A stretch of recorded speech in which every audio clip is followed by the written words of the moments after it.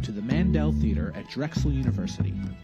At this time, we ask you to please shut off or silence all cell phones and electronic devices and refrain from texting. The use of recording devices and taking photographs is prohibited.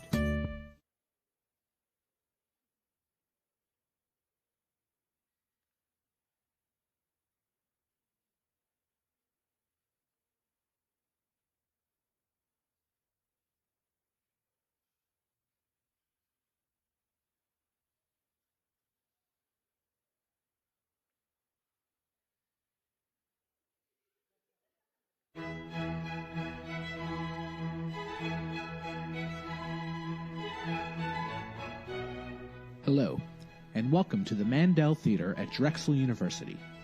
At this time, we ask you to please shut off or silence all cell phones and electronic devices and refrain from texting. The use of recording devices and taking photographs is prohibited. Food and beverages are also prohibited inside the theater. In the event of an emergency, please proceed to the exit nearest your seat and follow the usher's instructions to exit the building. Thank you, and enjoy the show.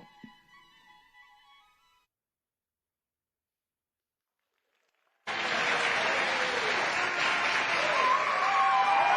right.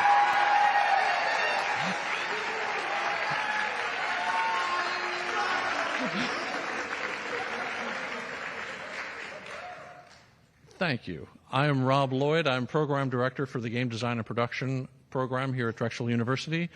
And I guess I'm the one to blame for this. So if it goes wrong, you can throw things at me. But leave the students alone. They did a good job.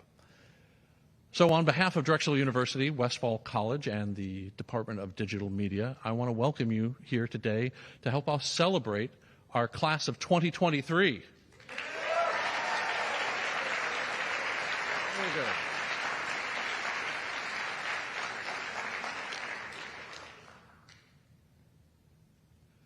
I'm here to set the stage just a wee bit. How did we get here? This is a year-long capstone effort.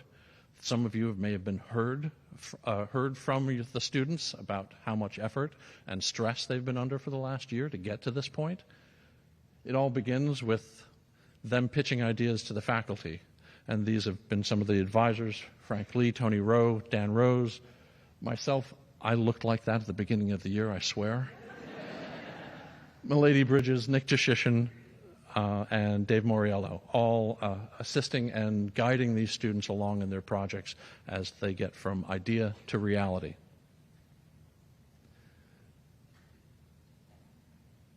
It's a year-long effort.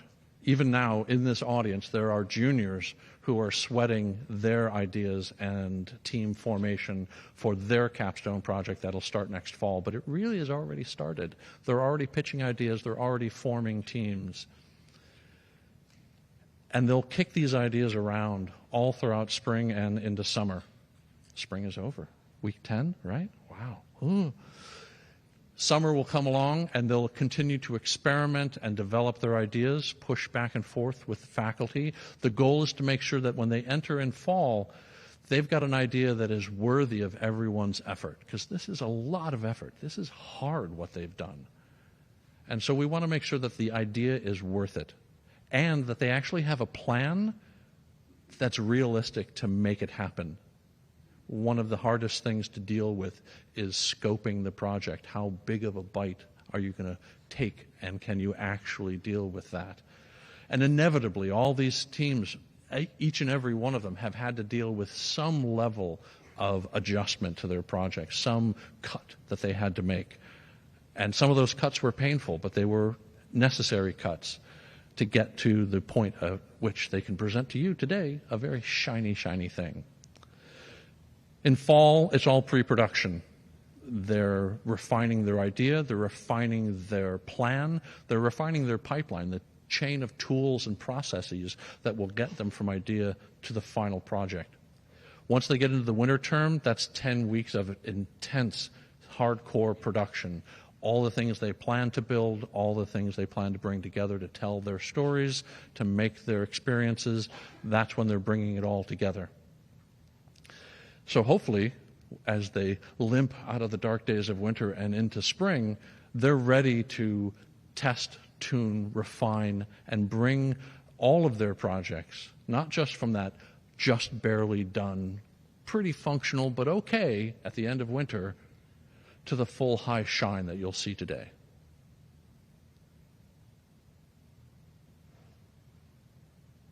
So let's get ready to go.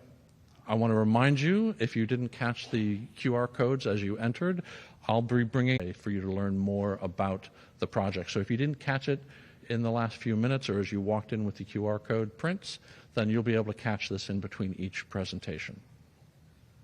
I remind you, silence your cell phones, no flash photography. We will have an opportunity to have the entire cohort up on stage at the very end, and we'll do a great team photograph, and there'll be time for photos then as well. As well, of course, at the expo in the Behrakis Grand Hall right after this show. So with that, once again, I want to thank you for being here. I want to thank the students for putting in a solid year of really incredible effort. I want to thank the faculty for making sure that they actually got there on time and on budget. And all the various people from Westfall College staff to the Mandell Theater staff to very much so Video City Productions, that thanks to their support and sponsorship, we're able to not only film this event today, but bring it to the internet and live streaming. So their help is incredibly appreciated. And Nick Jashishin especially finally gets to sit in the audience and not running a film crew during this entire event. So thank you, Video City Productions, for that. And now, my part is done. It's up to you. Let's do this. I want to bring to the stage now our first animation and visual effects senior team, Whirly Birds, Part 1. There's a Part 2 later, I promise. Sprouting Spirit is their project. Thank you.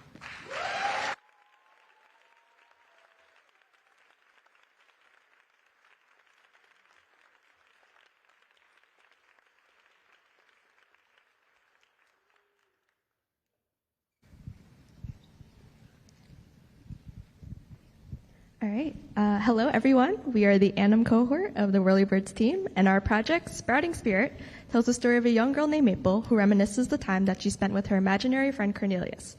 Through their magical adventures and imaginary worlds, she learns to overcome her fears. So without further ado, please enjoy our film.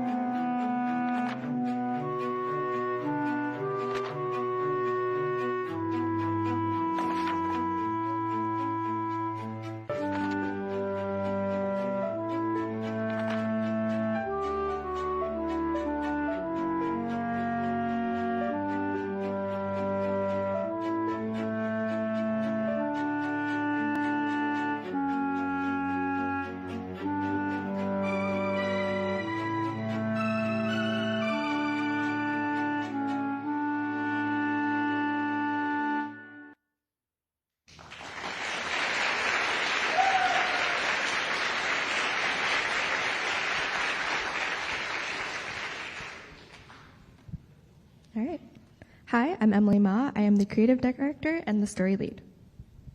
Hi, I'm Samantha Seitz. I'm the rigging lead. Hi, I'm Kirsten Sensky. I am the texturing and surfacing lead. I'm Elliot Dickman. I am the rendering and post-production lead. Hi, I'm Annie Solly. I am mocap animator lead. Hi, I'm Christian Sanchez, and I am the modeling lead. I'm Panot Nishpriyan, and I'm also doing modeling. And I'm Ryan Pumo. I helped out with audio and music alongside Sienna Bigelow. So our story took about a year in development. We wanted to explore Maple's relationship with Cornelius, along with Maple's character development and overcoming her fears, with parallel with her older self. So after several iterations and with over 200 frames, we were able to finalize our storyboard and animatic and pass that along our production pipeline.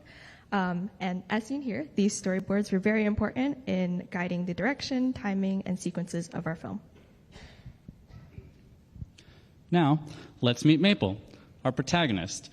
She has a great sense of adventure, and she recently moved into the city from the countryside. Her outfit was intentionally chosen to reflect that transition. She is sporting practical overalls, a yellow bucket hat, and pink boots.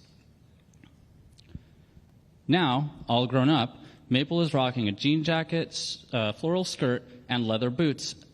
This is to give a nod to the original outfit that she was wearing when she was younger, and also to show that she is more free-spirited. And this is Cornelius, Maple's lovable, fluffy little friend, imaginary friend. He is there to help Maple overcome her fears through their imaginary adventures. He may seem pink and fluffy now, but he definitely underwent a lot of iterations along the way. Translating Cornelius's fur and concept from 2D to 3D came with an abundance of challenges and bugs. Our team used Maya's built-in fur generator, XGen, to create his floofy look. However, he didn't always look like this. Our R&D firm was admittedly a bit horrifying. After several months and many iterations, we were able to match the look of Cornelius more closely. However, despite all of our best efforts, we experienced what we not so lovingly call cornsplosions. Lots and lots of cornsplosions. The final step to completing his look was adding the feathers that are hidden throughout his fur. These feathers were hand-placed one by one and were manually sculpted to follow the curvature of his body. They emphasize his silhouette and are the basis to showing the feathers that Maple finds throughout the short. We also added dynamic clothes to both young and old Maple. These clothes were simulated for each individual shot to replicate real-world cloth movement. The clothes were modeled and simulated initially in Marvel's Designer. The software allows us to create clothes patterns similar to how clothes are created in real life. And this is our final result with textures. Another important part of Maple was her hair. Similar to the last stage of Cornelia's hair fur placing, Maple also has individual hair placement, and it was really time-consuming, but our final result is as you see in the bottom. All right, so for our texturing and surfacing pipeline, we decided to use the Substance 3D suite. We had to utilize a handful of procedural materials in order to build both our hero characters, but also some of our objects in the scene. And we used hand-painted cards in order to build our plants to make them more voluminous and vibrant. Our bigger objects, such as the house, which was over 100 individual component pieces, required a lot of procedural materials, and our plants required a lot of concept assembly before we threw them into SpeedTree. SpeedTree, which we use to make the plants, is a node-based procedural 3D plant generation software, and we're able to use that to rapidly create a lot of different iterations of the plants for Maple's world. In the imaginary world, the plants were inspired by butterflies and dragonflies, and you can see that we took some of those elements and brought them into these ethereal flowers that existed in Maple's imaginary world. We also had 6 separate environments in this animation, including a full neighborhood and 2 different variations of Maple's garden. And 3 of the environments were in Maple's imaginary world, where each of these environments were inspired by a different aspect of her real-world garden, such as the flowers, the fountain, and the pinwheels. So here is a behind the scenes of our animation pipeline. Our team was able to optimize to include motion capture. Our rigs were made to be mocap compatible. However, not everything is motion capture. A good chunk of our shots are employed solely by hand key, but by the combination of both workflows, we were able to give our characters the best performances as possible. As part of our render pipeline, we rendered Maple, Cornelius, and the environments all on separate layers, and we had different render passes for the reflections and different lighting attributes, and this allowed us to take all of that data into Nuke afterwards and adjust lighting and colors for each of those characters and environments individually in post-production without having to re-render anything. The backbone of our project was its organization, which was largely due to our strict pipeline conventions and our use of ShotGrid. ShotGrid allowed us to keep track of our 6 unique environments, 49 shots, over 168 modeled assets, and 2,300 hours of render time. I hope you enjoyed watching the fruits of all of this hard work. Thank you for watching, and please scan this QR code if you'd like to follow us on Instagram or check out our website. Thank you.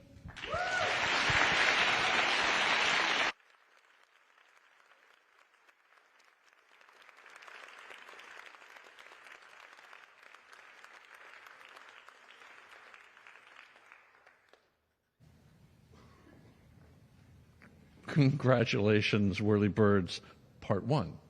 Now we have Whirly Birds Part 2. You've had a chance to see the story world of Maple and Cornelius. Now the game design and production team will let you play in that world. Whirly Birds, now's your time. Sprouting Spirits, Dream Duo.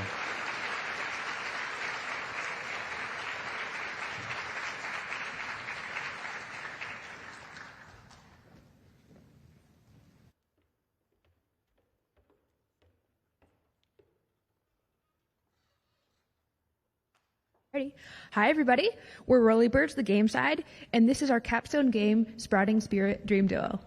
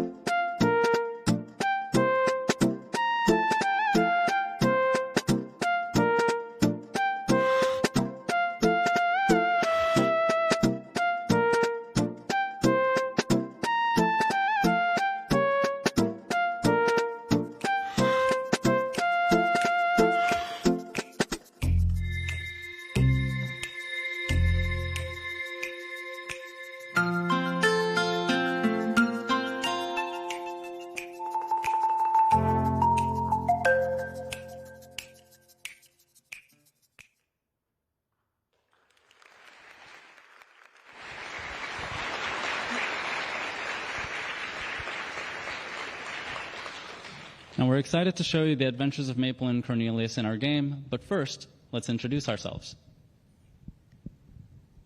Hi, I'm Megan Bechtel. I was the producer for the team. Hi, I'm Christian Sanchez. I was the art lead for the team. Hi, I'm Erica Taylor. I was the texture and rigging artist for the team. Hi, I'm Daniel Borkow. I was a 3D artist and level designer for the team. I'm Panodnish Prayun. I'm a concept artist and animator for the team. I'm Mark Melkumian. I'm a tech artist and programmer. I'm Samuel Arcaro. I'm the programming lead. I'm Roxandra Bashea. I'm the UI UX designer. I'm Tristan Hollab. I'm a tools programmer for the team. I'm Ryan Pumo. I did audio and music. I'm Sarah Bante. I'm the VFX artist. I'm Irvin Finocchio. I'm a programmer and developer. Other members of the CCI team now present are Jong Heng, Ethan, and Sean Dembeck. So, you saw the Sprouting Spirit animated short and experienced Maple's backstory. In the game, you get to join Maple and Cornelius on their adventures through Maple's imaginary world, which becomes more and more city-like as Cornelius helps her learn to navigate obstacles and learn to grow strong and brave. Now, let's meet our dream duo. Say hi to Maple, our adorable protagonist with an active imagination. Meet Cornelius, the best imaginary friend one could ask for. He's a fluffy, huggable creature who's always got Maple's back.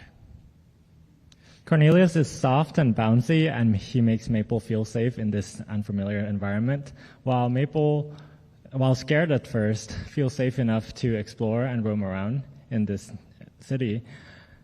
And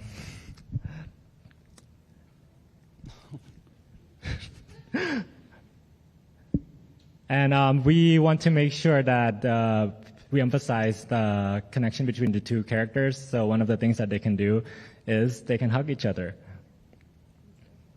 and throw them pretty far.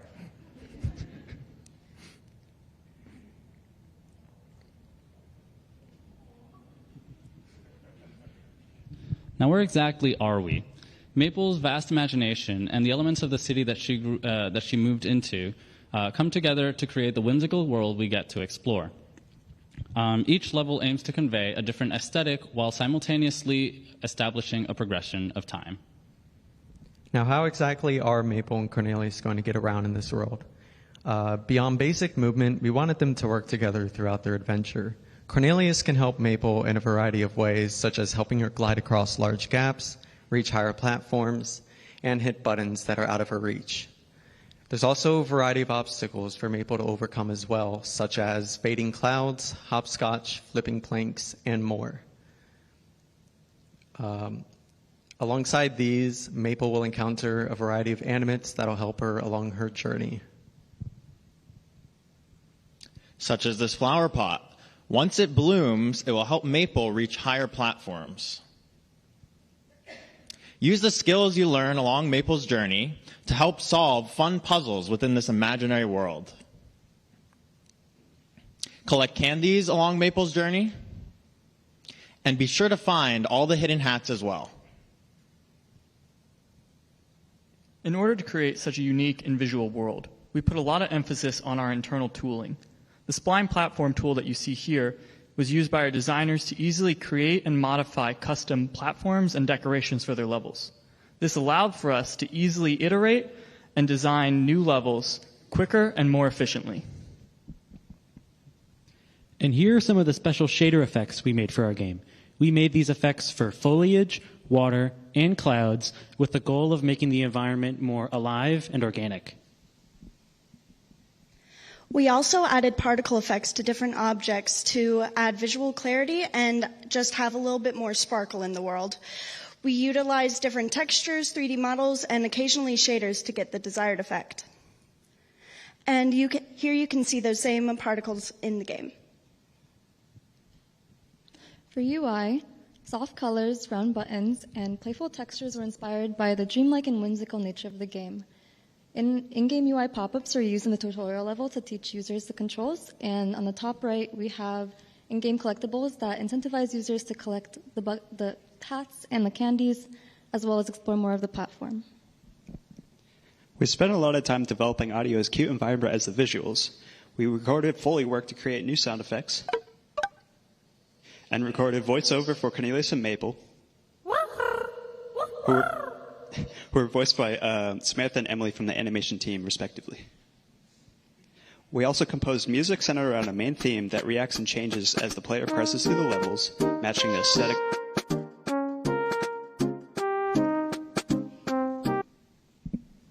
And through all of this adventure, Maple's grows to be a stronger and braver girl, and she knows that when she goes out into the real world, she'll be okay. Yeah, Sprouting Spirit Dream Duel has come a very long way since we started this a year ago, reaching from this early gray box stage to a beautiful, vibrant world where we achieved pretty much everything we set out to do. As the first animation and game design partner projects in the digital media department, Whirlybirds aimed to create experiences that both enhanced each other and shared a mutual narrative goal. It seemed very ambitious at first, but I'm proud to say that we were able to achieve a lot more than we had hoped for. So thank you all so much for watching our presentation. If you want to play the game yourself, you can scan the QR code here, go to our link tree, as well as, of course, you can visit us at the expo right after this. Thank you.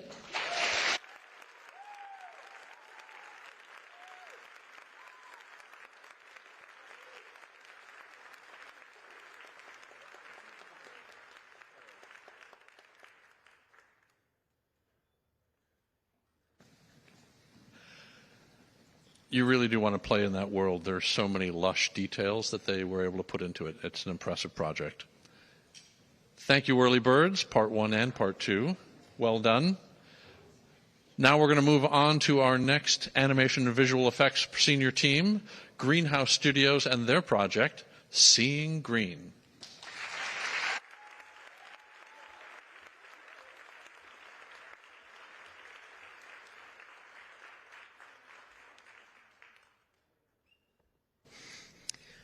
Hi everyone, we are Greenhouse Studios, and today we're presenting to you our short film, Seeing Green.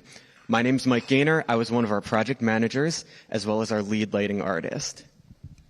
Hi guys, my name is Amani Barnett. I was also a project lead and the lead for character design. Hi, my name is Sibi Mufarrij, and I was the animation lead.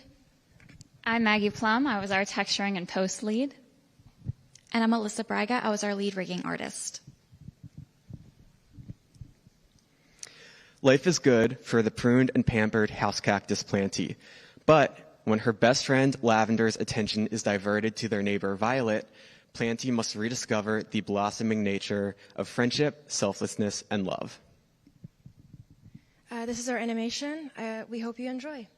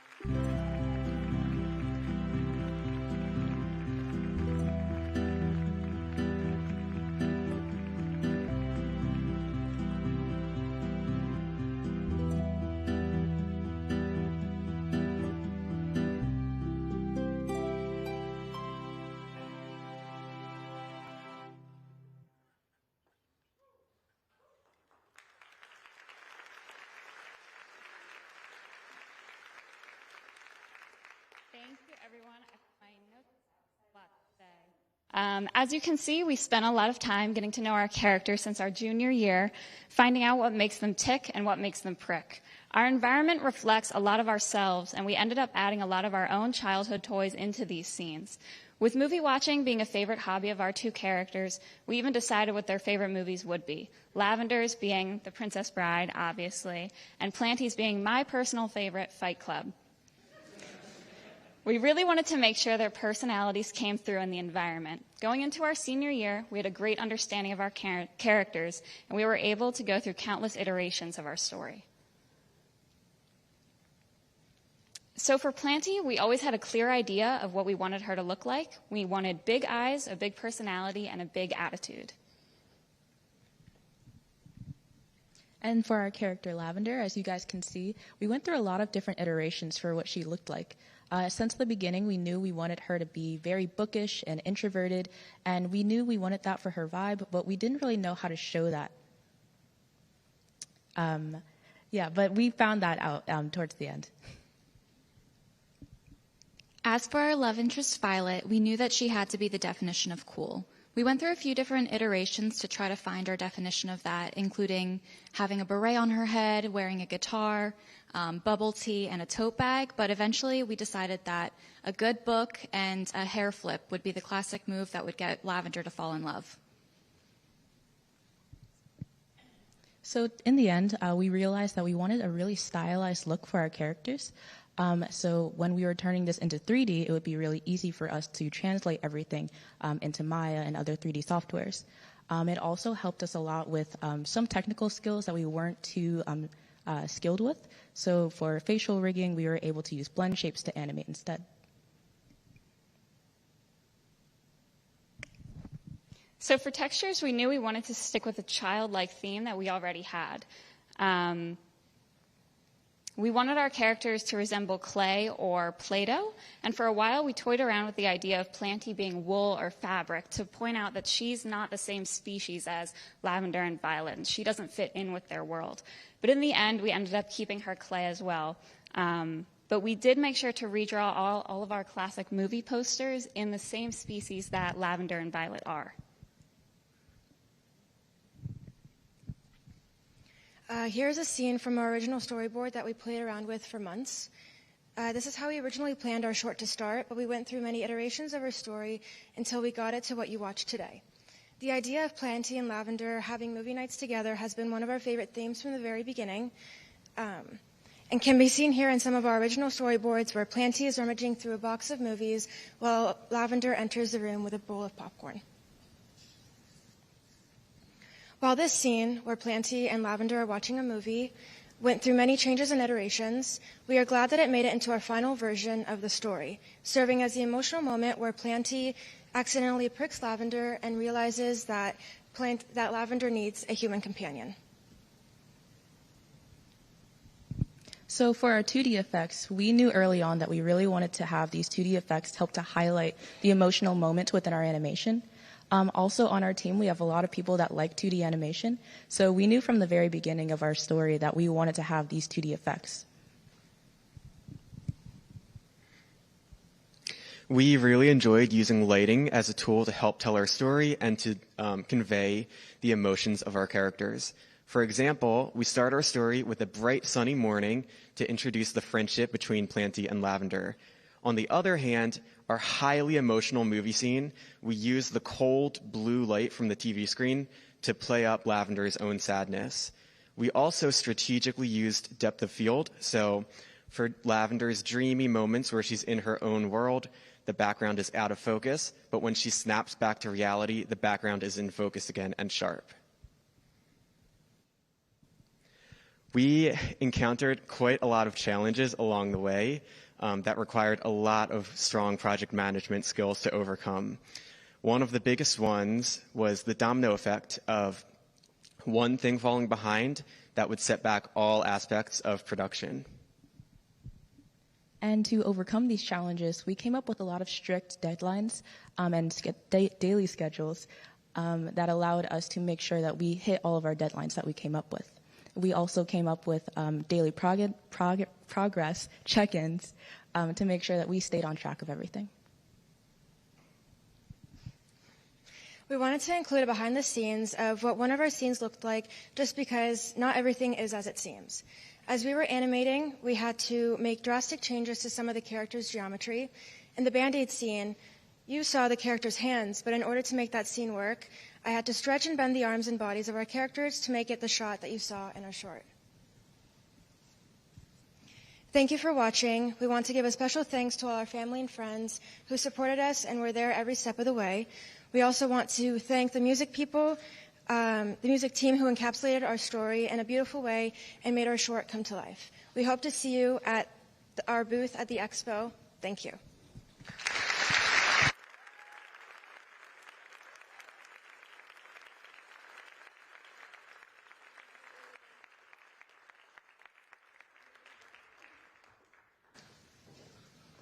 Well done, Greenhouse Studios. Now we get to move into the exciting new space of one of our newest programs within the Digital Media Department, with our first graduating seniors from Digital Media and Virtual Production, with Matthew Bauman and his project Behind Glass.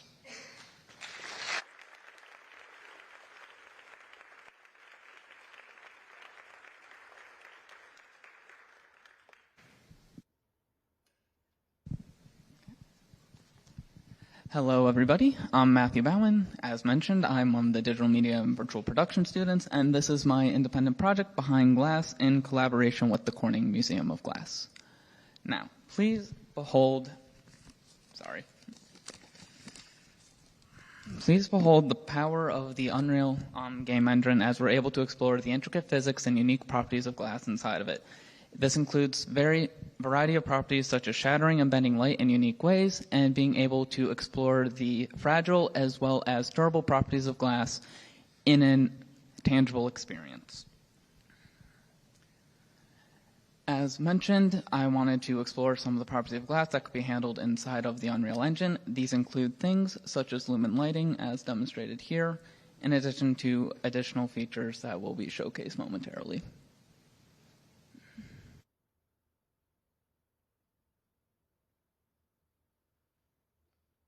One of the biggest challenges that game engines face when it comes to glass is the amount of production cost that comes when there's a large amount of reflections in the scene. And to tackle that, I was able to implement planar reflections as well as refraction so that the render cost could be run directly through the headset with little to no latency. This was real-time rendering rather than just pre-recorded and mirrored scenes, so that various interactions from the environment could be seen by the user and keep the level of immersion.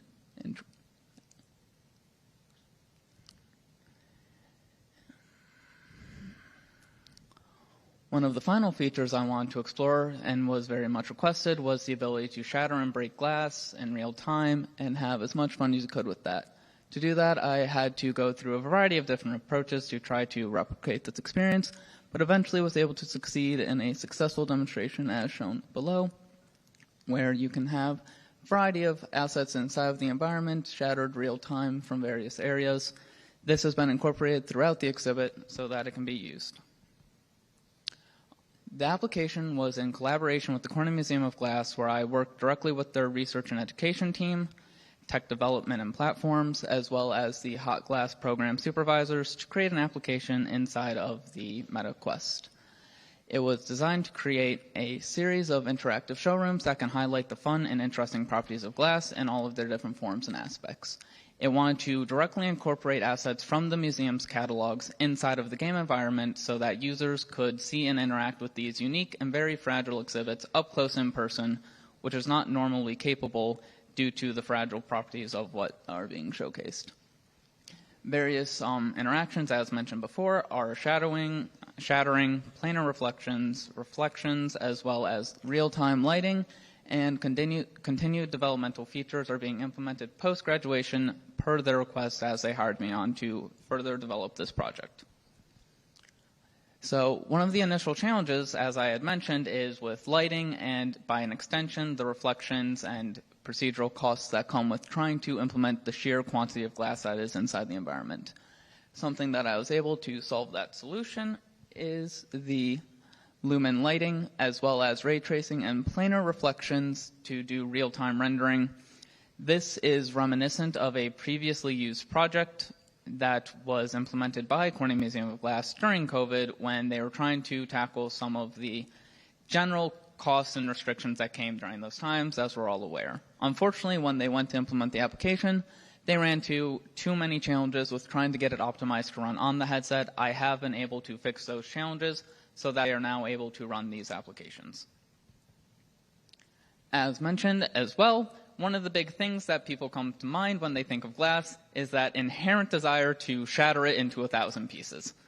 Unfortunately, you can't really do that with the museum's props. They're unique and one of a kind. However, when they mentioned that as a very big desire of theirs, I began to initially think an approach from the Chaos engine that is inside of Unreal.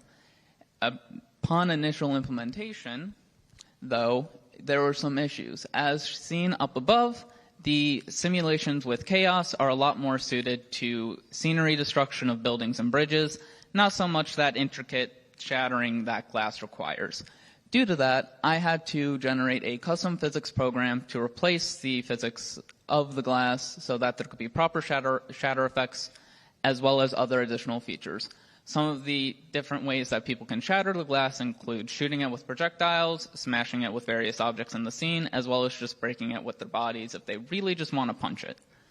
Some of the manners of breaking that I've been able to implement is the number of hits that it can shatter can be in multiple spots, as demonstrated, as well as the different ways that the glass breaks can follow some of the different patterns depending on glass that's made. This includes radial, multi-surface, etc., as well as sub-pieces.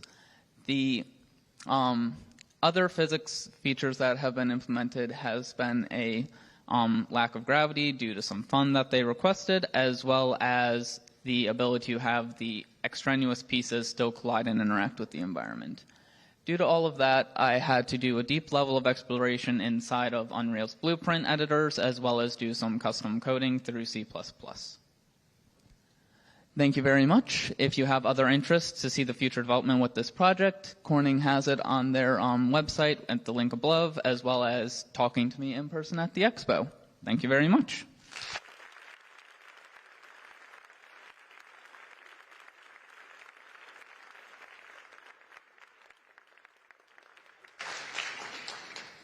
Thank you, Matthew. Really well done. This is something that has to be experienced firsthand, so I really strongly recommend that you make your way to Matthew's table at the expo. And really impressive work with an external stakeholder as well to have it live on the museum site. Next, we're going to continue with another example from the Digital Media and Virtual Production program with Anthony Alcancia and his TitraLabs.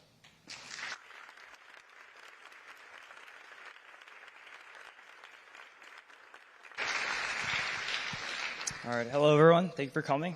Today I'll be presenting my virtual reality experience, TitraLabs.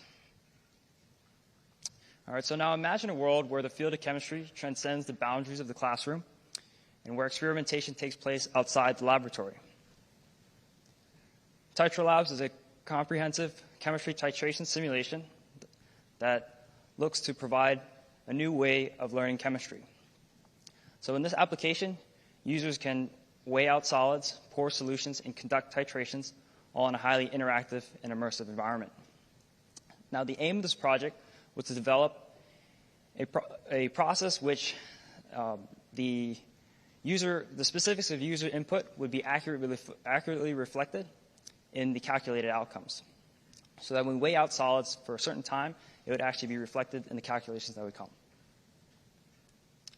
So my name is Anthony Alcancia. I'm a digital media and virtual production student here at Westfall. And over the past 9 months, I developed this project using Unreal Engine 5 for the Oculus systems. Now, my personal focus is actually in the integration between digital technologies and scientific disciplines, as my previous degree is actually in biochemistry. So now, first of all, what is a titration? So a titration is a standard method of quantitative chemical analysis that is used to determine the concentration of an unknown solution.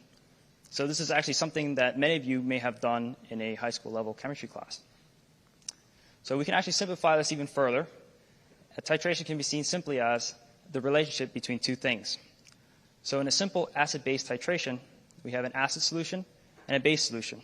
When they're reacted, the resulting solution becomes neutralized when the amount of acid equals the amount of base. So now knowing this relationship, if we start out with an unknown amount of acid, the amount of base needed to neutralize the solution will actually give us information about how much acid we actually started with. So the two realities that we're implementing in VR here are the physical aspect, the actual experiment that we would do in a lab, and then the analysis and calculation of the result, usually done in the form of a homework assignment or a lab report. So now what we're looking for here is at the end of a titration, when the endpoint happens, is where the reaction solution becomes from a colorless and clear solution to a very faint pink. That indicates to us the reaction is completed, and then we can take our values.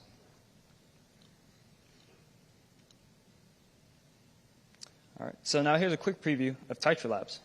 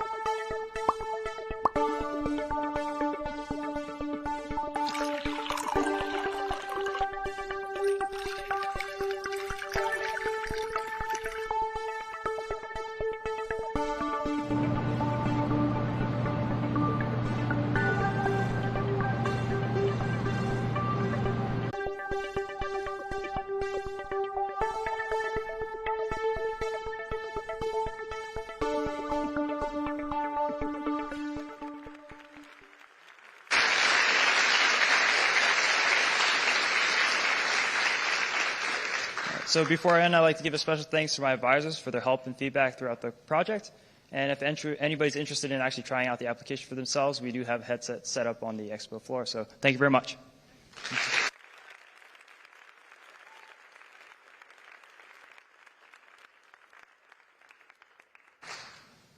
Well done, Anthony. And again, I hope you recognize how much is being accomplished on screen when only one person is standing here. Solo projects are really an impressive set of projects this year. But we have to move on from the lab to the infirmary, back into the world of game design and production. I know, they groaned too when I did that in practice. Here we are with MUDSoft and Firmware Infirmary.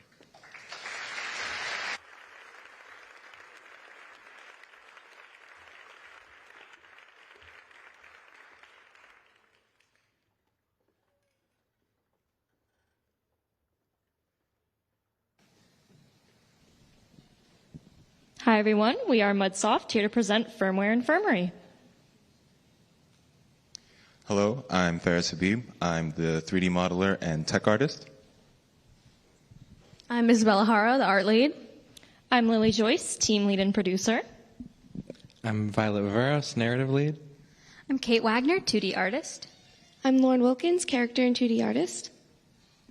We also had 6 computer science team members who worked alongside us on this project. So picture this. In the near future, cybernetic enhancements have become mainstream. You play as a mechanic in the Night District. An unknown disease begins spreading among those with certain cybernetics. And as panic spreads, you're the only mechanic left who will repair, replace, and fix them. Dive deep into their circuitry, puzzle out their issues, hear their stories, and uncover the truth behind the plague in Firmware Infirmary. The world that we were inspired to create for this game is grungy and futuristic, but not the futurism of the modern corporate world. Instead, it's a futurism that looks at those forgotten by the majority of society. In order to express our characters, we decided to go with the art style of the band The Gorillaz for its grunginess and cartoonishness. And to make that cohesive with our 3D world, we went for a cel-shaded look. In terms of our interactives, we went with something simple and graphic, a la Trauma Center or Among Us, so that players could easily focus on both the interactives and the story unfolding at the same time. Based on what we set out to make, let's take a peek at what we actually made.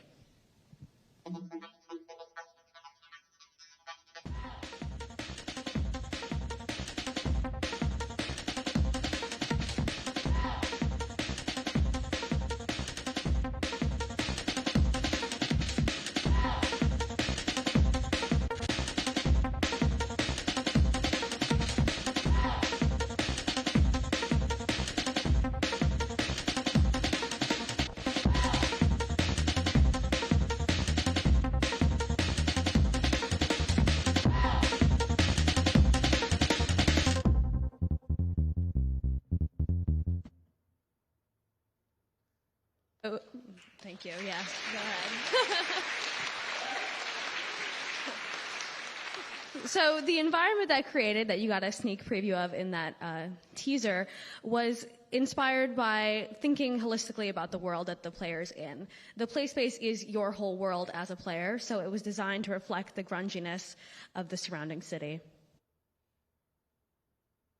The characters all have cybernetic enhancements that reflect their jobs as nighttime performers. Each character has a unique personality that was taken into consideration when they were being conceptualized. They reflect citizens of the Undercity and are a look into the world outside of your small workshop. To bridge the gap between our 3D world and our 2D characters, we made stylized, low-poly 3D models of each of our characters' cybernetics that you interact with during gameplay. Sections of our game that utilized iconography included our repairs, our intercom system, and our dialogue interactions. We wanted to create assets that combined a sleek, futuristic aesthetic with the rustic, grimy vibe that Isabella mentioned in our environment. Our game is the story of an oppressed and marginalized group of artists who define norms by turning their bodies into extensions of their art. YPZ, a DJ, has turned his face into a speaker. Camilla performs underwater burlesque as a sort of cyborg mermaid. While the world these characters exist in sees these as aberrations, we hope that players begin to see the beauty in this sort of transformation. But as the illness becomes the central conflict of the game, our other major theme comes into play, taking care and centering community when it all seems hopeless. But we also wanted the player to have influence. So as you repair them, you give advice and chat with the characters. Your advice will influence their mood or how they respond to their circumstances. The repair itself also has impact. A botched repair may upset them or change the outcome of the game entirely. Your mechanic shop is a sub-basement apartment that also functions as your working space. It's the only place in the city where people can go and get a quick fix. So obviously you need to start your day by opening up your neon sign and welcoming in your customers. The space thinks about both medical and mechanical care. Customers are first met through the intercom system. So they're chatting about the latest news in their lives, the community, and what they need to get repaired that specific day. As a mechanic, repairs are your specialty. Each day, customers will experience 2 different repairs. In your shop, repairs come in 4 different forms: repair broken device, paint job, upgrades, and memory solver. As proper protocol keeps business going, if you mess up any of these repairs, they have consequences in-game. One of the first repairs that players will work on is broken device. Like a jigsaw puzzle, players must drag and drop the correct device pieces into their slots. They also run the risk of causing their customer a system shock. Paint job provides your customers with the expression of freedom and choice. Players must properly mix the customer's desired color and apply it to their cybernetic. The upgrades task is an operation-style repair where you must disassemble and reassemble a cybernetic with upgraded parts, but you have to make sure to have a steady hand. You don't want to mess up when you're inside your patient's cybernetic. Memory Solver is the final repair offered in your shop. As customers continue to be infected by this virus, the more it affects their memory. To mitigate permanent memory loss, you must administer multiple serums to stabilize them. We are proud to say that we have accomplished everything we set out to with this project and more. We have 9 unique characters for players to interact with and get to know in 12 full day cycles to play through. Each one of the characters has their own variations on all of our repairs. And of course, we have a full interactive narrative where your choices do matter. So we're very proud of that. We just wanted to spend a moment to say thank you to our team, advisors, and of course our pets for helping us get through to the end. Can you save the Night District? Scan our QR code to download our game and find out, or come demo the game at the Expo Hall. Thanks.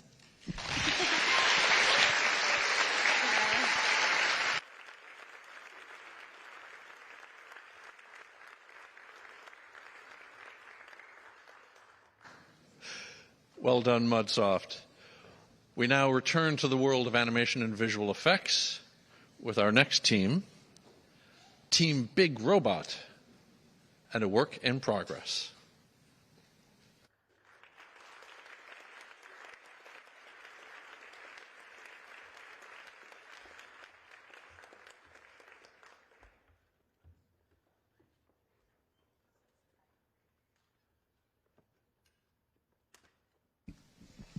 Good afternoon, everyone. We are Team Big Robot, here to present a work in progress. My name is Ezra Incorvaya. I am our team's project manager and rigging technician. My name is Mary Kilgallen. I'm a project manager, storyboard artist, and post-production artist. My name is Shopé Lartier. I'm the lead texture artist, environment designer, and PR liaison. Hi, I'm Jack Young. I'm an animator and the VFX artist. My name is Michael Law. I'm the lead in animation and also character models.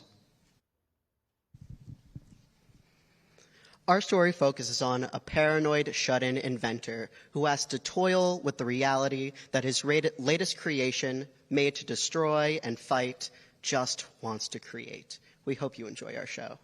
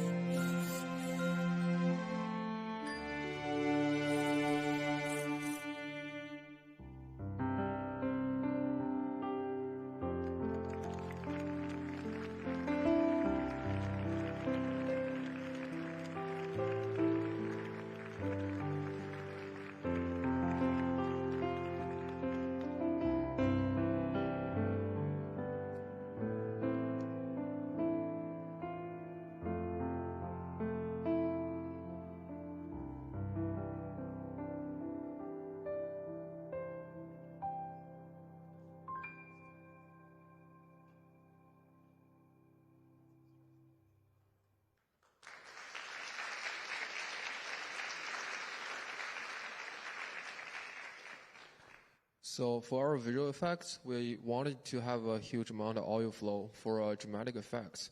But over the time, we decided to reduce the amount to have a more realistic approach. And I used Houdini and fluid simulation and Flip Solver to create the audio simulation along with the animation exported from Maya, as you can see here. So for our texturing, we started on a simpler note, but eventually we populated our scene to reflect the inventor's personality of rugged, of clumsy, and just keeping things around. We also had the robot have a lot of a rugged look and also very edgy and messy paint all over him and also on the inventor's clothes to show that he made mistakes and took a lot of time to create that robot. So, compositing was a special process for our film. There was a lot to composite. Throughout production, we had to use compositing for correcting broken textures, defocusing backgrounds, relighting shots, and seamlessly combining the VFX in our film with base renders, just to name a few things. My process for this shot in particular involved the render on the left and a video of one of our teammates that we green screened the background out of and turned into a silhouette. Then brought both of them into Nuke to create the iconic shot of our inventor's shadow. So for our animation, over the course of our project, we were really hard to ensure the animation match the storyboard that we have, so we can send the story to our audience and to get specific emotions out of our audience. This is also why we spend a lot of time in our animation, because we believe the simplest addition of a pause can change the tone of the story. This was also achieved with close work with me, my team, and also our advisors. This is a list of our external resources and assets that we use to populate our scene. And we would like to thank you all so much for coming today to come see our show. We'd also like to give a special thanks to our advisors, Nick Discussion, Dave Moriello, Alexis Aiken, Milady Bridges, and John Averies, who did our sound. If you have any questions for us or just like to chat, come see us at our expo booth.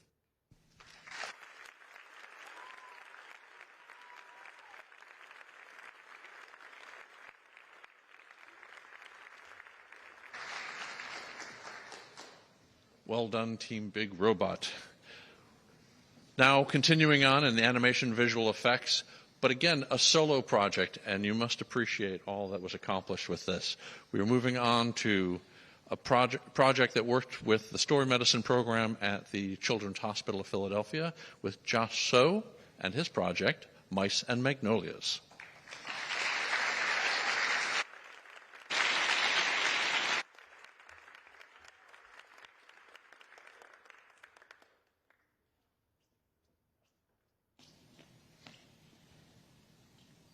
Hello. Oh, hello. This is my project. This is my project, Mice and Magnolias.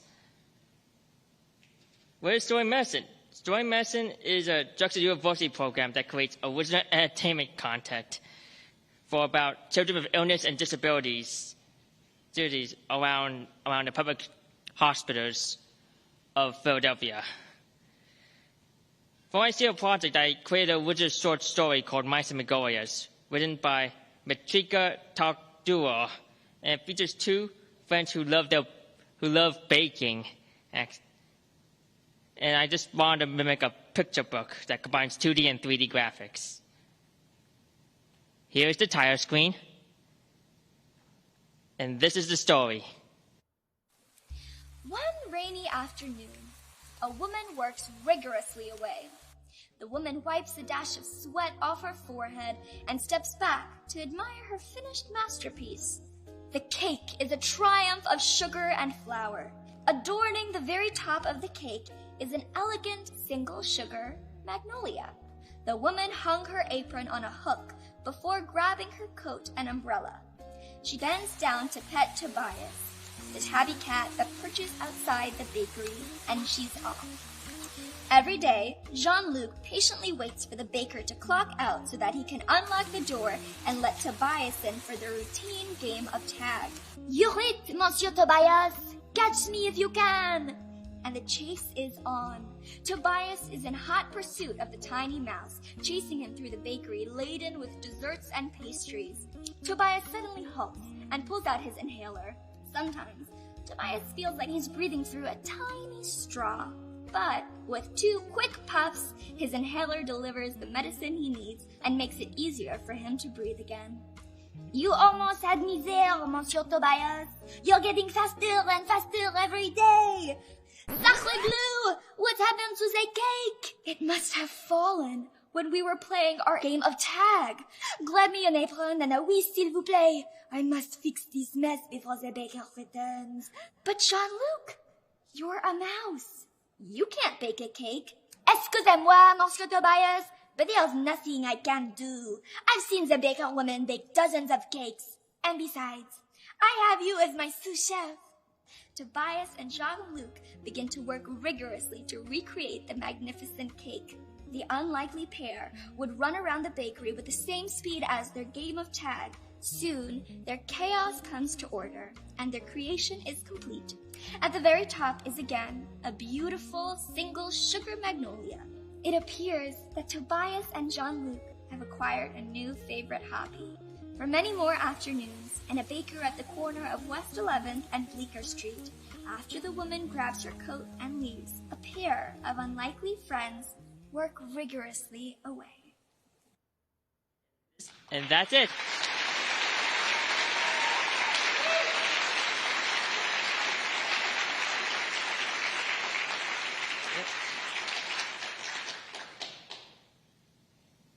Story Medicine is a program that collaborates students to create original entertainment content for about children with illness and disabilities. The program started as a theatrical production and was performed by Drexel students in local hospitals, but it's grown into a multimedia production with dancing, acting, and so many more.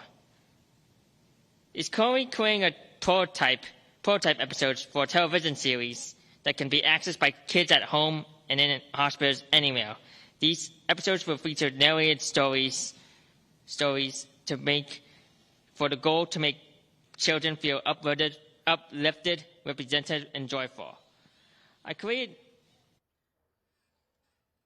The environment was taking inspiration from Paper Mario, a video game that features 2D paper, like 2D arts and crafts with cardboard paper and various crafts. I want to make my environment to have a craft-like feel to it, like if everything's made popping out like a storybook, from cardboard to paper. The characters were placed in 2D images that were placed into a 3D environment. They're basically 2D planes, in a sense, like paper. Featuring like Tobias, the cat that has asthma, having an inhaler, and the French accent mouse, John DeLuc. And the side character is the baker, who owns the bakery. The development struggles, like I had to cut down the story to within a 3-minute time frame. It was important to not cut Tobias, his important feature that has asthma. And I have problems with posing and lettering Tobias, some cake decorations just out of place sometimes, and not letting Tobias's inhaler be stuffed in the face, and try to fit right in and make it smooth as possible. And I'm gonna thank to my family, my lady, Nick, Robert, everyone to be here, and thank you so much.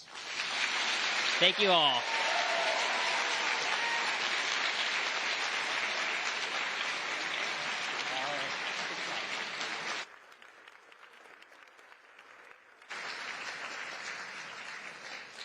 Well done, Josh. All right, we return to the world of game design and production with Motel 23 Studios and their project, Shady Creak Lodge.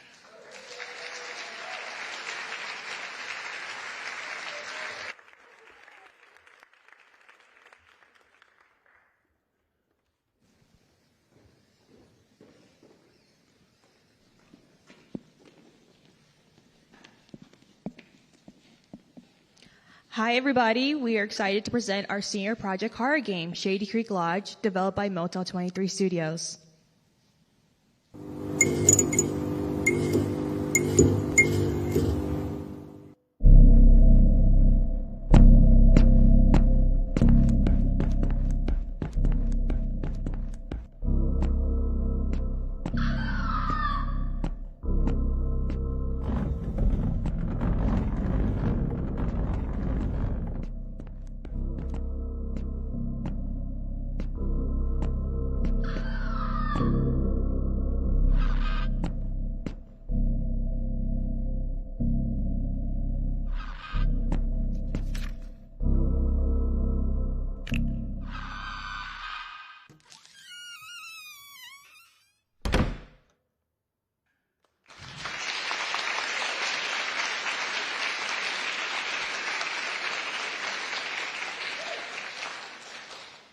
It was supposed to be a routine inspection, but now you're trapped in a Shady Creek Lodge with your only escape barricaded and locked up. But be careful, a mysterious entity lurks the halls with your only protections are the shadows cast by the furniture. Shadow hop between rooms, avoid the creature's gaze, collect the keys to your escape while discovering the secret's pass. Just remember this, out of light and out of sight. Now let's introduce the team. I'm Serena Lawhorn, the producer. I'm Cyrus Bakar, the character artist and animator. I'm Lily McNeil, the environmental artist. I'm Victoria Sienna, the art lead. I'm Mariano Garcia, the lead level designer and lead VFX designer. I'm Sarah Roach, the narrative designer. I'm Isaiah Maddox, the monster artist. I'm Henry Tucker, the narrative and game design lead. I'm Grace Feldman. I'm the lead programmer, and not here today are my fellow programmers, Chris, Kevin, Neil, Maheen, and Ryan, as well as our sound designer, Alex. You play as Quinlan Keep, a maintenance worker who's been sent to investigate the remote Shady Creek Lodge after reports of a strange sound and terrible smell. As someone who had to work a lot with his hands, we designed him to be strong and burly. Because his hands are the main way both he and the player interact with the world, we put a lot of effort and detail and personality into the animations, model, and textures. Be immersed in our Adirondack-inspired lodge environment with a rustic, eerie feel. Our lodge aesthetic primarily focuses on earth tones and natural materials, creating a seemingly warm atmosphere that is intended to be a spooky dissonance because of its contrast with the dark, foggy lighting and the threat of the monster's pursuit. With the emphasis on wood, leather, and cast iron, explore the lodge from the comforting warmth of a cabin in the woods-like motif, but never forget why the lodge was banned in the first place, with the ever-present veil of fog and musty dust, as well as the monster lurk around any corner. Our lodge features various visual effects such as fog, air particles, fire, and monster effects to enhance their respective settings. The warm colors of the fire create a cozy lodge atmosphere, while the fog and air particles contribute to the eerie feeling of an unfamiliar environment. Additionally, Feyre's appearance adds to the unsettling ambiance to its unstable and erratic movements. One of the key objectives is to unlock the lodge's front door and escape to safety. However, this won't be an easy task. Players must collect 3 keys scattered throughout the lodge to unlock the front door. Each key will be hidden in different locations, and players will need to search high and low to find them. But be warned, as you search for these keys, you will need to navigate the lodge and avoid menacing Feyre, who will be stalking you at every turn. As you wander throughout the lodge, you will come across 8 mysterious notes written by one Dr. Breach. By finding these notes, you can learn more about the megalomaniac doctor, the monster, as well as what caused the lodge to become abandoned. Who is the doctor? Why is the monster here? What is this monster? You can only find out the true story of the Shady Creek Lodge by finding these notes. Feyre is a mystical, interdimensional creature who is adapted to the artificial light of the lodge. Feyre's unique downfall is that it cannot see anything that is obscured by shadow, meaning that players must use the environment to their advantage to avoid detection. And be careful, as noise is the only way to capture Feyre's attention. Feyre can also phase through furniture, meaning that locking doors and barricading entrances won't help you at all. Players must use their wits to outwit the monster and escape Feyre's clutches. Feyre is very attuned to things in light, and the longer you are in light, the more aware she becomes of your position. So players must use this to hide in shadows behind furniture and walls and stay out of the light. Also, as you move into shadow, your vision is obstructed, which leads to a key feature where players need to be very careful when moving throughout the shadows, as Feyre may be lurking around any corner. In order to provide the player with creativity in how they may choose to hide from Feyre, we've given them the ability to maneuver furniture around their environment. This allows them to change the shadow conditions in their environment by moving various furniture pieces relative to a given light source in order to provide more advantageous positioning opportunities when they need to hide. When doing this, however, they must be careful, as while Feyre doesn't see very well in the dark, she can hear you just fine. So if you go moving furniture around with reckless abandon, you better be ready for when Feyre comes around the corner. Now this is our extended gameplay video.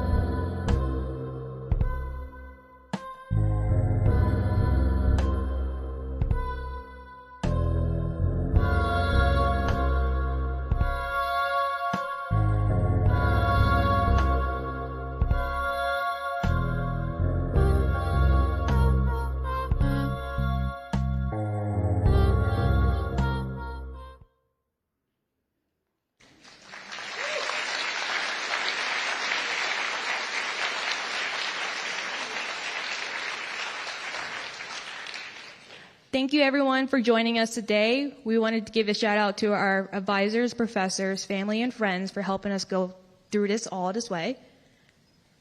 Can you make it out alive? That's the ultimate hard question that we have for you. Join us at our expo today. If you can't make it in person, you can scan our QR code for our website and download the game at your convenience. Thank you for joining us, and see you at the expo.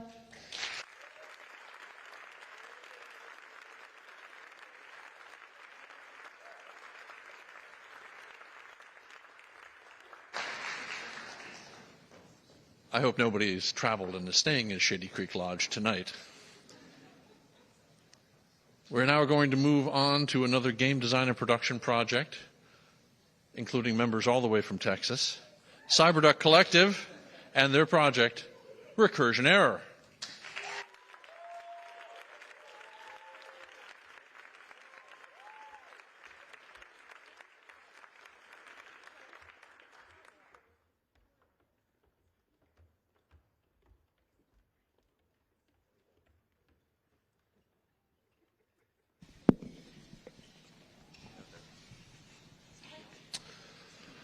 Hello, everybody. Thank you all for coming, and we cannot wait to share our game with you called Recursion Error. But first, let's meet the team. We are Cyberduck Collective, and we officially consist of 17 members. I'm Aiden. I'm a producer. Also not here today is Tom. He's another producer. I am Jacob, the narrative lead. I'm Ryan. I did audio and music. I'm Jason, lead concept and a 3D artist. I'm Sammy. I'm the UI UX artist. I'm Brandon. I'm the lead animator and 3D artist. I'm Tyler Stepanizer. I'm the creative lead. I'm Kevin. I'm a producer and lighting artist. I'm Nick. I'm the level design lead and a 3D artist. I'm James. I'm one of the programmers. I'm Shane. I'm a programmer. I'm Danny. I'm also a programmer. And the other programmers on our team who are not here include Brendan, David, Peter, and Matt. So what exactly is Recursion Error? Well, Recursion Error is a roguelike hack and slash. Set in an original science fantasy world, you play as Leif, an immortal corporate agent. Utilizing cybernetic enhancements and magic-infused weapons, you will traverse through a city, fighting your way to the Rethi Corporation headquarters, where you will search for the elusive Destiny program, which may hold the key to more than you think. But enough talking about it. Let's actually show you what it'll look like. Leif, you're being deployed in Rethi territory to recover the stolen piece of software known as the Destiny program. Messing with the Rethi industrial conglomerate's a one-way ticket to the grace. You don't have any psyche, that is. I've got a neo-psyche and nearly 70 years of experience. I'll get it eventually.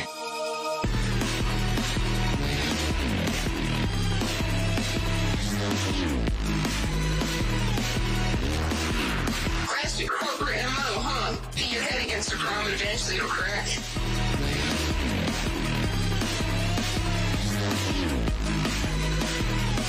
I'll find the truth. This isn't something I'm letting go. Issue of Leif. You return, but you will die yet again.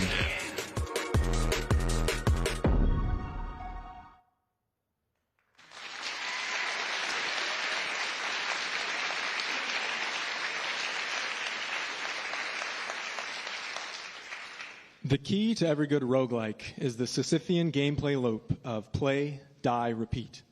When it came to narrative, we wanted to take full advantage of the unique nature of this loop. We strive for motivational parity between player and character, contextualizing the player loop of play, die, repeat as Leif's seemingly endless attempts to accomplish his goals, and ensuring that the player motivations match the character's motivations. We also use narrative to break up the high-paced combat, giving players time between runs to take a breather, while also giving dying and failing a run a silver lining, as new adaptive dialogue is unlocked each time the player is killed. And to help breathe life into the narrative, all characters are fully voiced, while an engaging, dynamic soundtrack adds excitement as you battle the Rethi Corporation. We wanted to put the idea of two rival corporations clashing right up front through our characters in our narrative. That meant we needed to make Leif look different enough from the enemies that their employers were obvious, but similar enough that they could exist within the same world. Rethi, being an industrial powerhouse, suit up their agents in bulkier exosuit-like armor, while also using gems and wires, which can be found all over their territory, to convert stored magic into electricity and powerful magical effects, as well as a neon glow. Anvil, on the other hand, is much more advanced when it comes to magical infusion, which means they can integrate the magic directly into Leif's armor, allowing a direct connection between Leif's cybernetics and the magic within his suit. Rethi Corporation has 4 enemies you'll be fighting as you play throughout the game. The first enemy you'll face is the wolf, a very fast enemy that will chase you down even as you try to run away. The next enemy is the brute, much slower than the wolf, but also much tankier, so it's much harder to take down. Next, we have the warlock, our first range enemy, who hits you with hard-hitting spells from afar. And last, we have the drone, who's different from the last 3 because instead of chasing you, it actually keeps its distance while attacking. So when creating the enemies for our game, we want them to have unique silhouettes and also fit into the world and narrative that we created. So to do that, we gave them red highlights on their bodies to show that they're aligned with the Rethi Corporation. And we also gave them different types of body types so that the player could easily tell them apart from each other. So here you can see the brute, who has a very wide body and has his hands used to attack. We compare that to the warlock enemy, who has a very thin frame and uses a staff to attack instead. We knew we needed a lot of animations to make this game work. Using motion capture, we were able to make as many animations as we wanted to, and even make a few animations that maybe we didn't need, but we used them anyway. And with that motion capture data we recorded, we're able to copy it from one rig to another, and after a bit of cleaning up that data, we're able to use that for all of our humanoid characters. So here you can see the brute walking. And a couple more examples we're able to use it for are the brute and Leif attacking, and then finally the warlock walking and attacking. Our game has 3 playable weapons, with each one encouraging a different playstyle. There's the axe, a slow, heavy-hitting weapon, great for dealing with multiple enemies at once. The daggers, a fast, less damaging weapon, great for getting some quick hits in and getting out unscathed. And lastly, the gauntlets, a hybrid between ranged and melee combat. They're great at dealing damage from a distance. Using those weapons, you can destroy enemies to have the chance for them to drop one of our 20 cybernetics. Cybernetics are items that give you abilities and can be equipped to one of 4 different slots. We wanted the cybernetics to feel engaging, so each one of them has a direct effect on gameplay that allows for each run to feel unique. With weapons and cybernetics being part of one of our core mechanics, we needed to create an interface that would clearly display how you can scavenge enemies for weapons and cybernetics to swap with the ones you currently have equipped.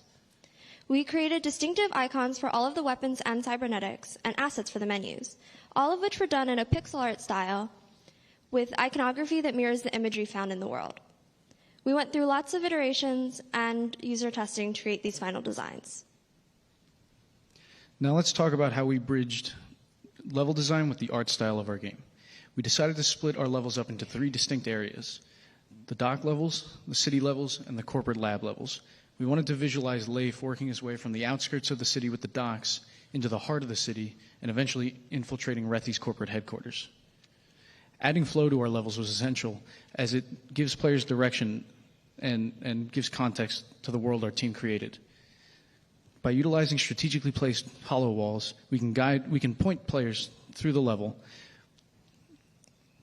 Once all enemies have been defeated, The walls disappear, and players can return to the level's point of entry without having to backtrack.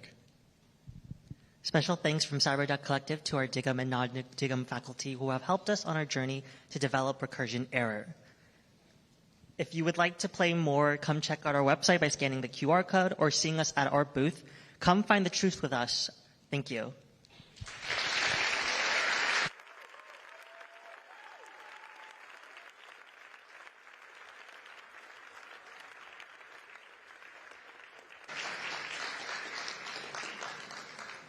You danced during rehearsal. You didn't dance this time. I was disappointed. At the expo, I expect dancing. We're in the final stretch in our final two teams. First, our final entry from the Animation and Visual Effects program is Sleepy Sun Studios and their project, Evergrowth.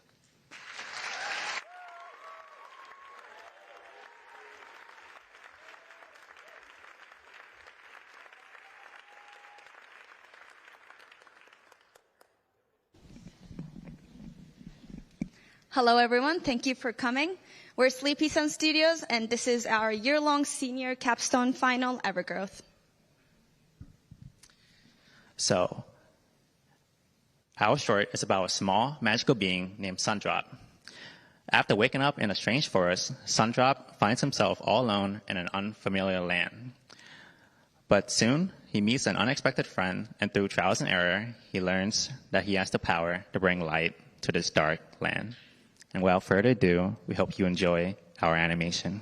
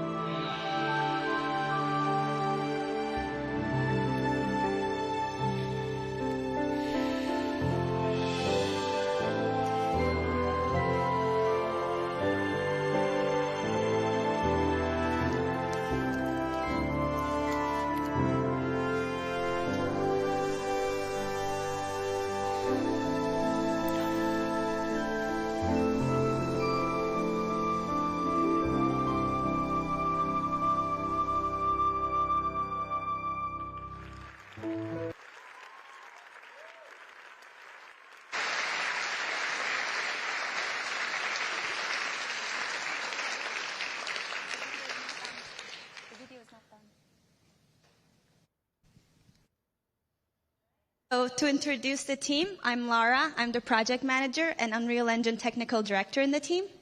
Hello, I'm Reg, and I'm the rigging technical director and FX artist and the FX pipeline TD. Hi, I'm Sarah. I was lead character artist and also an animator. Hi, I'm Toon, and I am our storyboard director and our animation director. Hi, I'm Jonathan Lim. I'm the environment lead. Our little character Sundrop is a being born from sunlight, and he enters a dark forest that is covered in vines. And he is super curious about the world around him, as well as how he can use his powers to help his new friend, even when things kind of go a little bit wrong. He went through a couple different design iterations, but the main thing we really wanted to keep with him was keeping him round and cute and hopefully a little bit childlike. Right, and to animate our character, we did all of our animation by hand.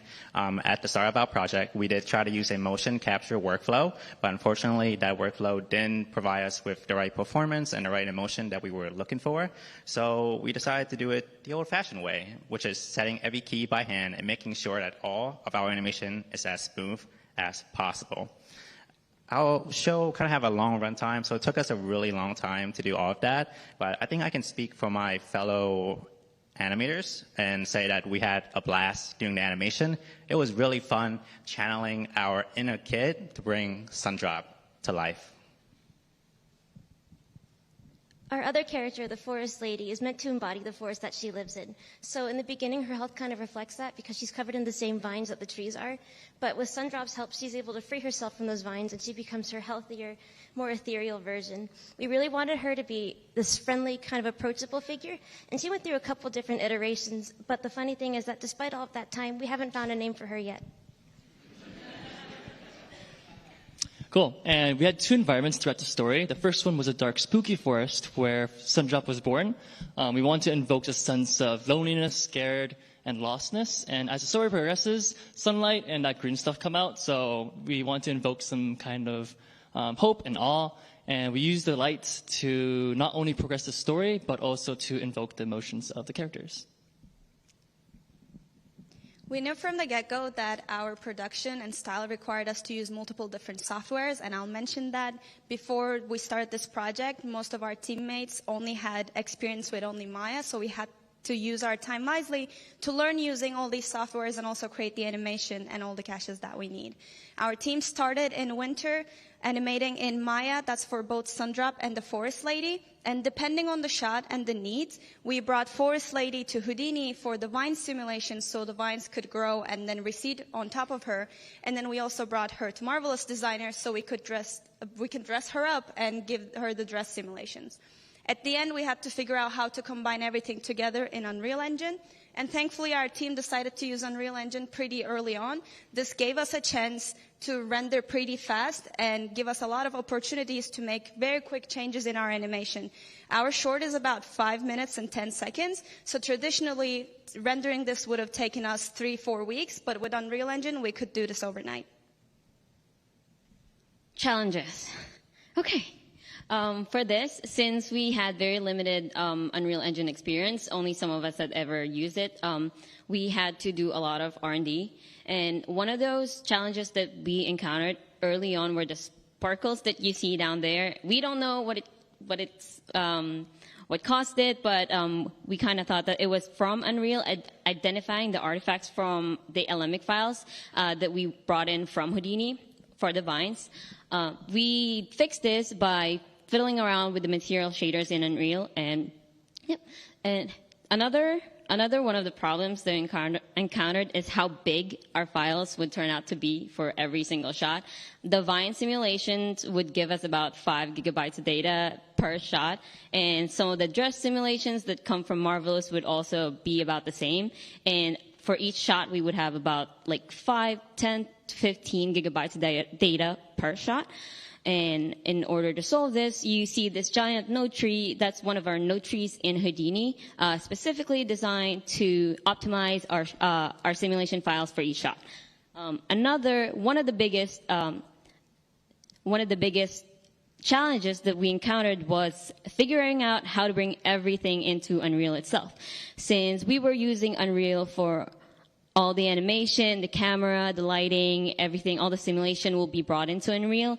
We had to figure out how to export those files and actually make it work in Unreal itself. With the limited time we had to figure out how it would work for us. And in that time, we developed a pipeline that works for us, and that's how our animation came to be. Thank you, everyone, for coming. We would also like to thank you.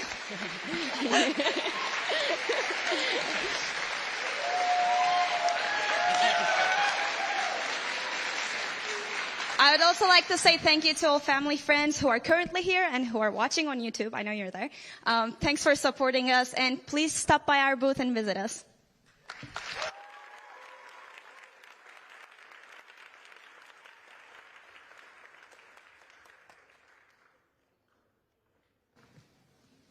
All right, Sleepy Sun Studios, thank you very much. Well done. Their credits didn't play. I'm sorry for that. But we're moving on to our final team, closing us out for the day before we go over to the expo and enjoy a little something to eat and see some really cool projects. We have OverScoped, the most appropriately named team ever. I'll just leave it at that. The Odessa Tree.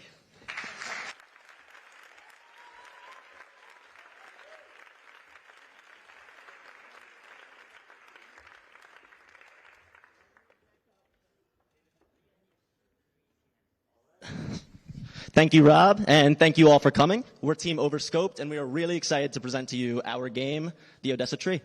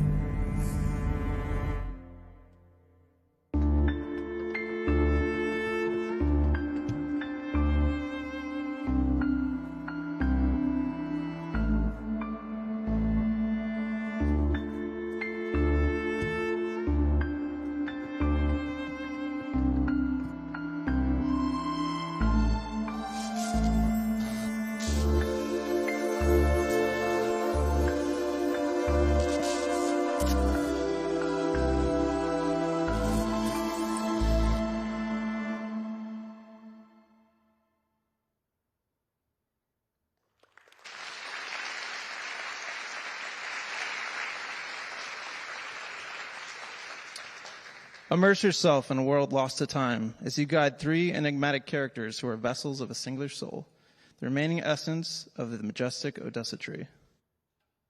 Destinies entwined, abilities linked to the manipulation of light. Navigate through challenging puzzles and weaving shadows as you seek to restore the soul to the Odessa Tree. Or can you do it at all? That's the question. Once again, we are OverScoped, and as Rob mentions, the name we earned. I'm Dan Guadalupe, team lead and level designer, and this is my awesome team. I'm Divyansh Mishra. I'm the technical artist and the programmer. I am Lucas Tomaselli, and I am the lead artist. I'm Ben Tang. I'm the programmer. I'm Tom Giazzaglo, the lead programmer. I'm John Boone, producer and artist. I'm Gabe Morrow. I did the sound design and music. I am DJ Winfield. I'm a programmer on the team. I am Ada Solis, and I am a 2D artist. So these are our characters. We aim to create three distinct silhouettes and personalities, each with their own unique ability tied around their design and the manipulation of light. Alongside combining organic and mechanical elements, we also wanted to convey close companionship between our characters. They must rely on each other and their abilities in order to traverse the world around them as one. So here we are in-game with all three characters. And we're faced with a challenge to climb up through this window. To do that, we got to put the mushroom in the darkness. Here, he can expand his cap, and the plant can jump up. The robot as well. But we can't leave the mushroom behind. So if we bring the robot into the light and shine it, redirect it through the window, then the plant can run into the light and pull up the mushroom. With all three characters together, we can continue exploring the world of Odessa. To balance puzzle and platforming gameplay, we developed environment mechanics to enrich the challenge the puzzles provide. Pressure plates, special switches, and doors add diversity and blend the narrative together with gameplay. Environment mushroom for fun platforming sections. Pressure plates as checkpoints or gateways. And elevators allow for accessing areas where a character is isolated. We decided to use light as a mechanic, and light is quite versatile. We can do a lot of cool things with it, and that's what we did. For example, we put a moving fan in front of the light, and now the fan is casting moving shadows on the floor. So when the player enters this room, they can see there's light in here that they can steal using robot's ability, but when they try to do it, the shadow of the fan will take their ability away in a second. So now players have to think of a different solution. They have to explore their surroundings. So once they move around the room, they can find there's a small hole in the corner of the room. Inside their secret room, they can find a button that actually allows them to stop the fan. So as you can see, the player can go and stop the fan. Now that the fan is stopped, player can happily steal the light and do whatever they want with it. And that's just one of the ways in which we use light and environment mechanics to make interesting puzzles. So for us here at OverScoped, our direction is the process of taking all of our eclectic and sometimes chaotic ideas and marrying them together through cohesive and compelling design. Through the presentation so far, we've answered the question of who you are as the player and how you progress through the world using the power of light, dark, companionship. But still unanswered is the question of what is this world you're progressing through and why are you motivated to do so? The world of the Odessa tree is shrouded in mystery, and as you overcome the physical obstacles that this world presents, it becomes increasingly clear that a dark tragedy has occurred here, leaving the world soulless and devoid of life beyond your tight-knit trio. But as you play and you jump your single soul from one character to another, you're reminded that where there's a soul, there is life. If only there was a way to restore the lost souls to the inhabitants of this world, then maybe the tragedies of the past can be undone. And while the answer seemingly lies at the foot of the Odessa tree, the environment you traverse on the way to get there begins to unravel the hidden truths of what really happened to this lifeless dystopia. So we really want to capture this idea of a blended world with the remnants of its old inhabitants. And to do so, we kind of included a lot of curved structures, a lot of organic architecture that's being reclaimed by the elements to show that there is some mystery hidden within this world. A lot of our environment is covered in foliage. You'll see vines hanging from the ceilings, plants covering all the walls and floors, and it really alludes to this fact that we have this world where we don't know what's going on, but there's something hidden behind the scenes. Since we were a much smaller team, we utilized the program Houdini to create tools to help us address the environment.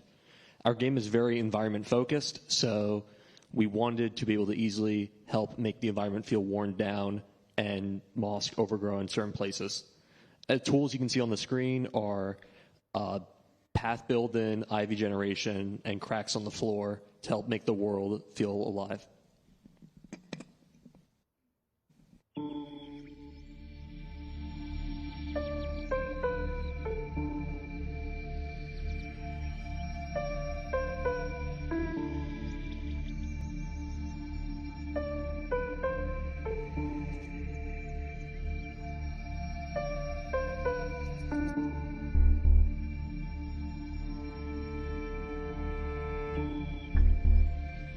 That was a short snippet of one of the tracks from the Odessa tree, and the music in the game is curated to bring a sense of hauntingness, cuteness, and a yearning curiosity.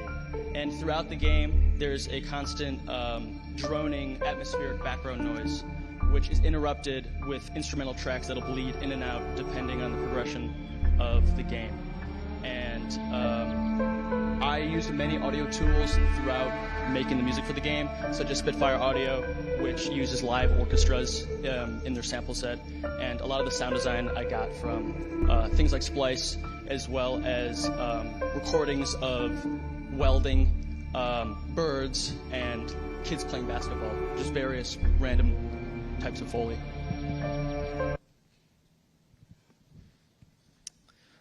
Check out our website where you could learn more about us or our game. You can also play it there too and download it from home. Or check us out at the Expo. Lastly, thank you to all of you for being here. Thank you for my team and everyone putting us up with us for late nights and all that stuff.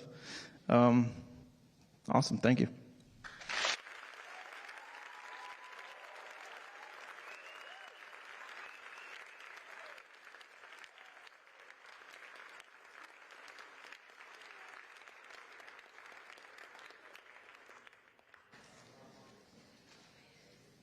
Well, we got another 2 hours of shows. I got to hold another 12 teams in the back of the theater. We're going to stay here all night, as long as it takes. All right. Actually, let's bring everybody that we just had here. I want to bring them all up on stage, all of our seniors. Let's fill the stage. Let's give them a big round of applause. They've worked really hard for a really long time, and they deserve that recognition. Thank you all for being here. Once again, on behalf of Drexel University, the Department of Digital Media, I thank you for your time and attention. I thank the students for their efforts. I congratulate them on their efforts. I'm going to run out here and we're going to do a big pano of the entire cohort, and then you're welcome to come up and get some snaps, and then we're going to move on into the Grand Hall in Behrakis and get some hands-on time with the teams and a little bit of snacks. So, once again, we're almost there. Almost there. The big team from Texas is coming down. All right. This is not the entire group. You may have noticed during all the team introductions there were a lot of CCI members who aren't on stage today. Just the DIGM side, just the digital media side, is about 65 seniors. Once we add in the entire group of outside partners with CCI, music industry, and custom design majors, it is almost 100 students. All right, ladies and gentlemen, I present to you one last time Digital Media's class of 2023. Woo!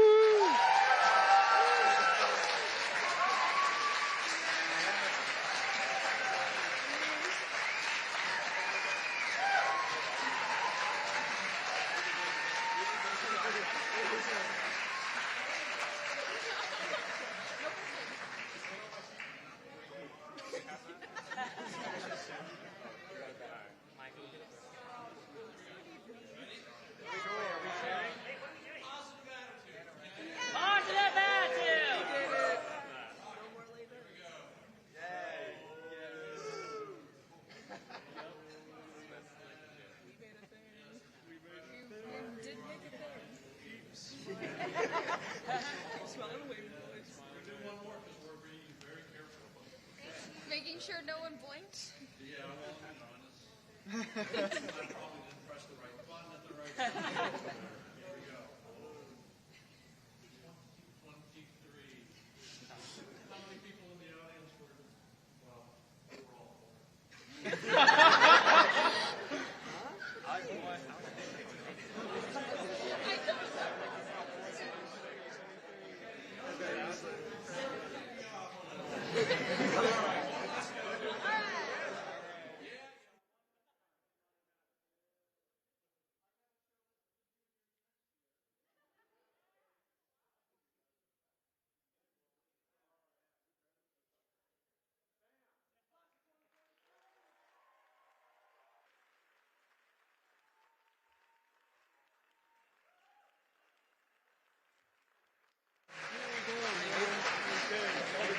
You can do team photos.